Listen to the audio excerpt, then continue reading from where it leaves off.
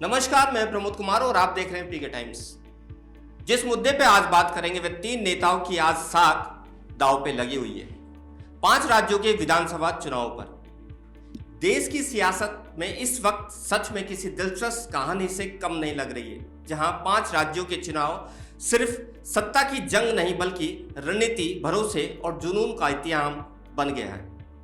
अब ये चुनाव महज राजनीतिक हलचल नहीं बल्कि आम आदमी की जिंदगी से जुड़ी वो कहानी बन गए हैं जिसमें हर परिवार की उम्मीद, हर युवा का सपना और हर बुजुर्ग की चिंता छिपी हुई है। महंगाई से परेशान, घर रोजगार की तलाश में भटकते नौजवान, बेहतर इलाज और बच्चों की पढ़ाई का सपना देखती आंखें आज हर किसी की नज़र में इन चुनावों पर टिकी है, क्योंकि यही वो वक्त है जब उनकी आवाज़ सबसे ज़्यादा ताकतवर होती है। इसी बीच भारतीय जनता पार्टी और कांग्रेस पार्टी ने अपने सबसे भरोसेमंद चेहरों को मैदान में उतार दिया है। पश्चिम बंगाल में भूपेंद्र यादव को जिम्मेदारी दी गई है, जहां सालों से ममता बनर्जी का मजबूत प्रभाव कायम है और जनता अब बदलाव और स्थिरता के बीच अपना रास्ता तलाश रही है।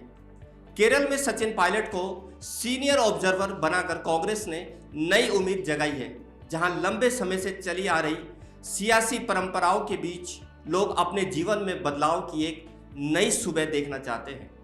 वहीं नीरज डांगी भी उम्मीदवार के रूप में चयन अहम भूमिका निभा रहे हैं ताकि सही चेहरा जनता के सामने आए।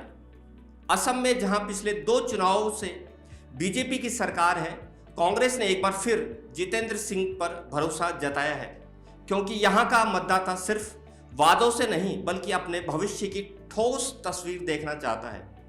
इन चुनावों में सिर्फ नेता नहीं बल्कि हर वोट देने वाला इंसान अपनी कहानी लिखने जा रहा है। कोई बेहतर सड़क चाहता है, कोई रोजगार, कोई सुरक्षा, तो कोई अपने बच्चों के लिए एक सुरक्षित उज्जवल भविष्य। यही वजह है कि इस बार चुनावी मैदान में सिर्फ भाषणों की गूंज नहीं बल्कि दिलों की छू लेने वाली बातों की तलाश है।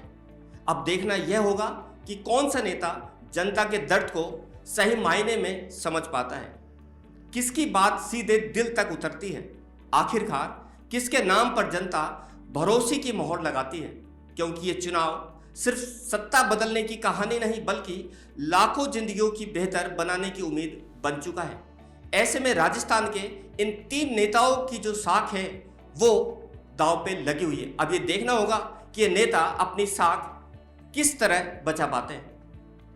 आज के लिए इतना ही। जय हिंद, जय भारत, धन्यवाद।